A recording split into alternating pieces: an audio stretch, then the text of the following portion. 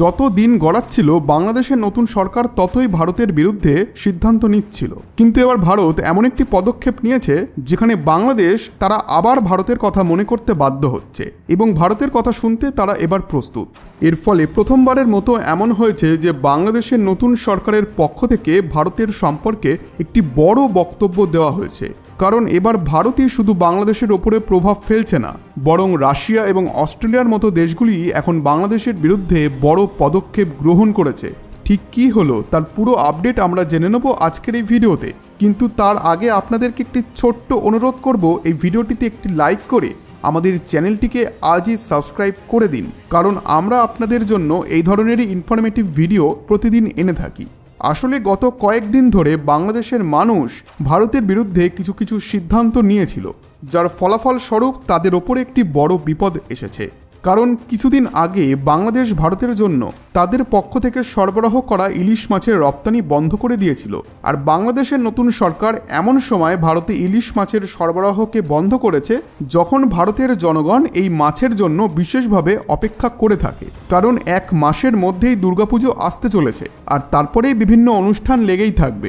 বিশেষ করে পশ্চিমবঙ্গের মানুষেরা ভাতের সঙ্গে সর্ষে ইলিশ এবং ভাজা ইলিশ মাছ খেতে খুবই পছন্দ করেন। প্রতি বছর দুর্গাপুজোর আগে এই মাছের চাহিদা খুব বেড়ে যায় এবং প্রতিটি বাঙালি ঘরে ইলিশ মাছ রান্না হয়। কিন্তু এবার এমনটা কিছুতেই হতে দেখা যাচ্ছে না, কারণ ইলিশ মাছ ভারতে খুবই কম পাওয়া যায়। তাই এই মাছ ভারত বাংলাদেশ থেকে কেনে। আর আপনাদেরকে একটি তথ্য দিয়ে রাখি, আগের ভিডিওতে কিছু দর্শক কমেন্ট করেছেন যে ইলিশ মাছ তো কেবল পশ্চিমবঙ্গের মানুষেরাই খায়, তাহলে আমি সমগ্র ভারতবর্ষের কথা কেন বলছি?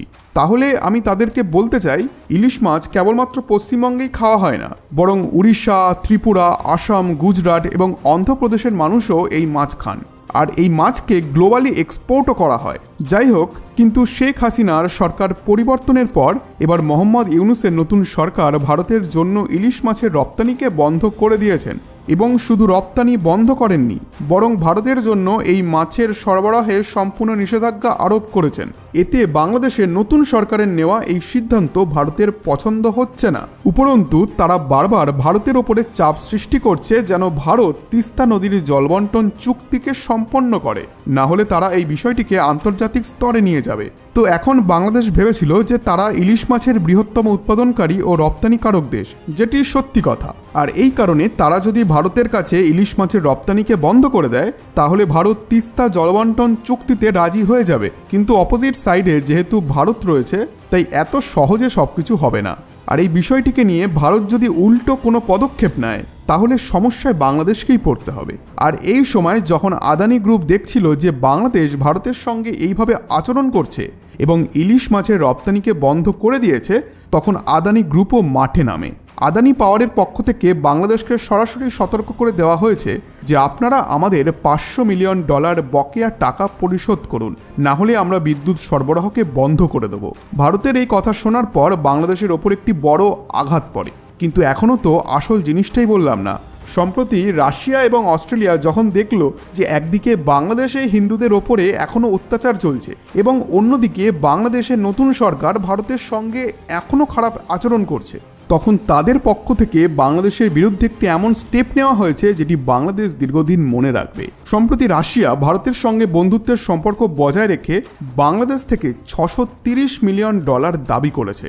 আসলে কয়েক বছর আগে শেখ হাসিনার সময় রাশিয়া বাংলাদেশের রূপপুর শহরে একটি নিউক্লিয়ার পাওয়ার প্ল্যান্ট নির্মাণ করেছিল, যা ছিল বাংলাদেশের প্রথম নিউক্লিয়ার প্ল্যান্ট। কিন্তু বাংলাদেশ এখনো পর্যন্ত তার সুদও পরিশোধ করতে পারেনি। তাই রাশিয়া সরাসরি $630 মিলিয়ন দাবি করেছে এবং বলেছে যে যদি বাংলাদেশ 15 সেপ্টেম্বরের মধ্যে এই অর্থ পরিশোধ করতে না পারে, তাহলে অতিরিক্ত জরিমানা আরোপ করা হবে।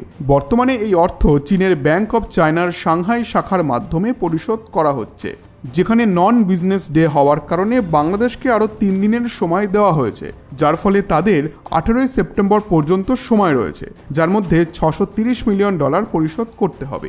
অর্থাৎ বাংলাদেশের অন্তর্বর্তী সরকারের কাছে এখন 3 থেকে 4 দিনের সময় রয়েছে এবং এত কম দিনের মধ্যে এত পরিমাণ টাকা দেওয়া, এটি সত্যি একটি উদ্বিগ্নের বিষয়। কারণ এখন তাদের কাছে ভারতের কোনো সমর্থন নেই এবং তাদের কাছে এই ঋণের সুদ পরিশোধ করার জন্য কোনো টাকা নেই। একই সঙ্গে এই সময় অস্ট্রেলিয়ার পক্ষ থেকে বাংলাদেশকে সরাসরি সতর্ক করা হয়েছে যে তারা যেন হিন্দুদের ওপরে অত্যাচার বন্ধ করে, নইলে অস্ট্রেলিয়া বাংলাদেশের বিরুদ্ধে কঠোর পদক্ষেপ নিতে পারে। এতে বাংলাদেশ এবং অস্ট্রেলিয়ার মধ্যে বাণিজ্যে বিঘ্নও ঘটতে পারে।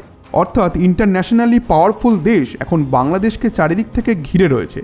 যদিও ভারত ইলিশ মাছ ছাড়াও বাংলাদেশ থেকে কিছু খাদ্য সামগ্রী কেনে, কিন্তু বাংলাদেশ থেকে তারা যে পরিমাণ ইম্পোর্ট করে তার থেকে অনেক বেশি দ্রব্য যেমন চাল, ডাল, গম ইত্যাদি বাংলাদেশে রপ্তানি করা হয়। সুতরাং এখন বিশেষজ্ঞরা বলছেন যে ভারতও শীঘ্রই বাংলাদেশের জন্য এসব রপ্তানি বন্ধ করতে পারে। ফলে বাংলাদেশের নতুন সরকার এখন বুঝছেন যে ভারতের সঙ্গে তাদের সম্পর্ক খারাপ হচ্ছে এবং ভারত এসব সরবরাহকে বন্ধ করতে পারে। কারণ ডক্টর মোহাম্মদ ইউনুসজিও জানেন যে ভারতই একমাত্র এমন দেশ যে কিনা এখনও বাংলাদেশে খাদ্য সামগ্রী সরবরাহ করছে, এটি জেনেও যে বাংলাদেশে ইকোনমিক আনস্টেবিলিটি রয়েছে। অর্থাৎ ভারতের এখনও বিশ্বাস রয়েছে যে বাংলাদেশ ঘুরে দাঁড়াবে এবং তারা নিজেদের চ্যালেঞ্জেসগুলিকে ফেস করে আবার একটি স্টেবল দেশে পরিণত হতে পারবে। আর এমনকি বাংলাদেশের নতুন সরকার যখন IMF এবং ওয়ার্ল্ড ব্যাংকের কাছে ঋণ চেয়ে হাত পেতেছেন তখন তাদের প্রত্যাখ্যান করা হয়েছে এবং এখনও পর্যন্ত কোনো অর্থ পাওয়া যায়নি, যার ফলে ভারতের সঙ্গে সম্পর্ক মেরামতের বিষয়ে বাংলাদেশের অন্তর্বর্তী সরকারের প্রধান মোহাম্মদ ইউনুসও বেশ আশাবাদী এবং তিনি ভারতের সঙ্গে সম্পর্ককে পুনরুদ্ধারের কথা বলছেন। আর তিস্তা নদীর জলবন্টন চুক্তিতে বাংলাদেশের সরকার যে চাপ দিচ্ছিল, এখন সেই চুক্তিতেও তারা ভারতের সঙ্গে একমত হতে প্রস্তুত। এখন বন্ধুরা, আপনারা কি মনে করেন ভবিষ্যতে ভারত ও বাংলাদেশের সঙ্গে কি হবে? আপনাদের জন্য কমেন্ট বক্স খোলা রইল। আপনাদের গুরুত্বপূর্ণ মতামত অবশ্যই কমেন্টে জানান। বন্ধুরা, আশা করছি আজকের এই ভিডিওটি আপনাদের ভালো লেগেছে এবং ভিডিওটি ভালো লেগে থাকলে ভিডিওটিতে অবশ্যই একটি লাইক এবং চ্যানেলটিকে আজই সাবস্ক্রাইব করে দিন। ধন্যবাদ।